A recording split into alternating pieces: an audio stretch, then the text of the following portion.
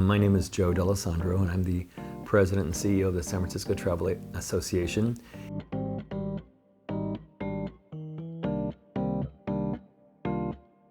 Hi, I'm Sheila Shin, and I'm the Chief Experience Officer at SF MoMA.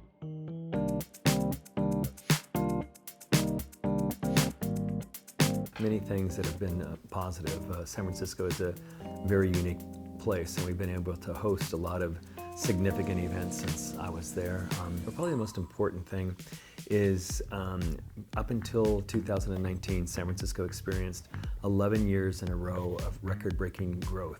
Our numbers continue to grow throughout that to historic numbers of visitation and also historic numbers of visitor spending. It was very difficult during COVID since the international travelers stopped traveling. But now that the world is open again and travel is resuming, we're enthusiastic to see that growth continue in San Francisco. We're here in Korea because it's a very important market for San Francisco. 2019, we received 167,000 visitors from South Korea. Next year, we're going to be stronger than we were in 2019. A lot of it is because we have a lot of airlift. Currently, there are 4 flights a day between San Francisco and Seoul. South Korea has the highest load factor of any market, so it's encouraging. It's a very positive sign, especially Seoul, where I spent most of my time here, a very young dynamic.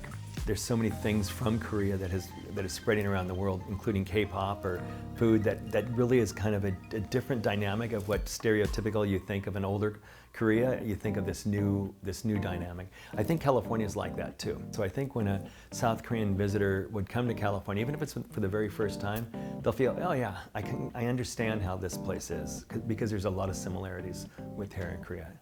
San Francisco was really where I wanted to be. It felt a lot like home. For a city that was, so unique in the different neighborhoods. I really feel like whether it's indoor or outdoor, there's art and culture everywhere.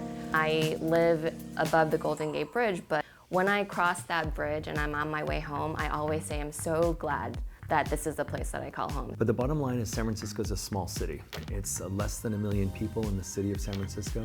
It's got very unique and diverse neighborhoods. In a small city that's very easy to get around, it's very easy to walk, it's very easy to understand, it's very welcome internationally, because I know a lot of international visitors sometimes are hesitant to go to places that don't feel as welcoming to the international market. San Francisco is just the opposite. It's more welcoming almost to the international market than it is to the domestic market. But one of the newest things is in the Presidio, which is a U.S. national park, and just this last year opened the Tunnel Tops, where they covered an expressway, like a highway, that goes to the Golden Gate Bridge, but through this natural wonderland, and covered it and made gardens and play areas and all sorts of outdoor activities that you can do that are really popular with visitors. SF MoMA is one of the largest modern and contemporary art museums in the United States. We've also changed how we approach our facilities. Coming to the museum is almost a full experience with food, beverage, events, programs, exhibitions, shopping. There's so many different things that you can do, and I feel like that was in part created because of the pandemic. A lot of the things San Franciscans really love to do is explore the diverse neighborhoods of San Francisco, and especially in a culinary sense. Some of the new restaurants that have opened in Chinatown in the last couple of years have been really remarkable. I live in North Beach, which is the Italian neighborhood, and there's more restaurants now than there were before COVID hit. Dolores Park, like having a picnic if you're into kind of outside activities, and it kind of reminds me of how Korean people on a nice day will go to Hangang and like hang out with friends and have a picnic. It's that same kind of feel in San Francisco. Sausalito is also beautiful. It's right above the Golden Gate Bridge. It kind of reminds me of like a little waterside like town in Europe. I think it's so scenic. I think that we're really proud of in San Francisco is the music scene.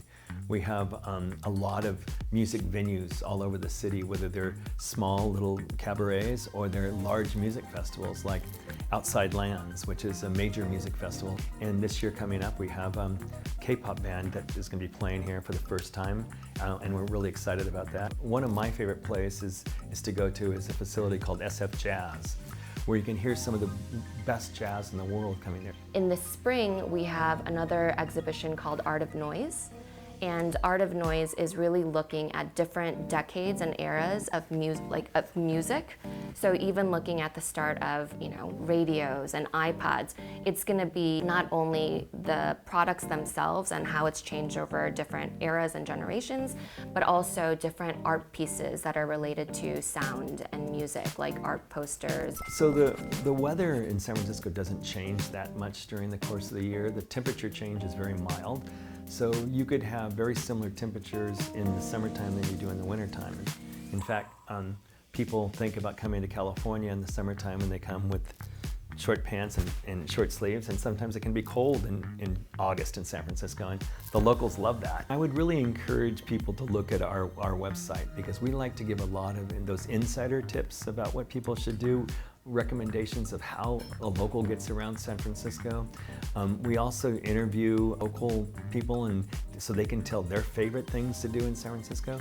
San Francisco has only 20% of the population of California, but 60% of all Michelin stars in California are in San Francisco Bay Area. So we have just about any sort of ethnic cultural food in the world that you can think of.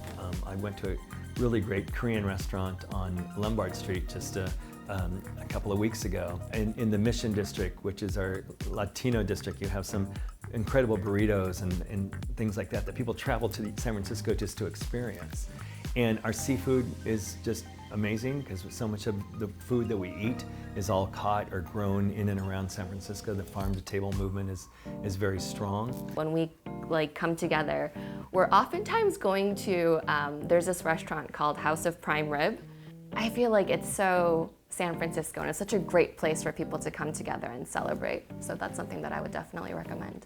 Just south of San Francisco, just past Silicon Valley, there's Monterey and Carmel, and which is very famous. And if you go just to the east, you have Lake Tahoe, which is one of the most incredible places on earth, and Yosemite National Park, just a few hours. San Francisco is a gateway to a lot of really incredible towns and natural wonders.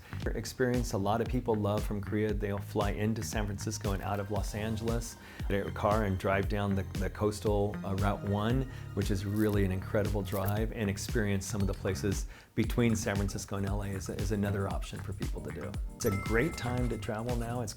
You're not gonna be sense like you're in too much of a crowd.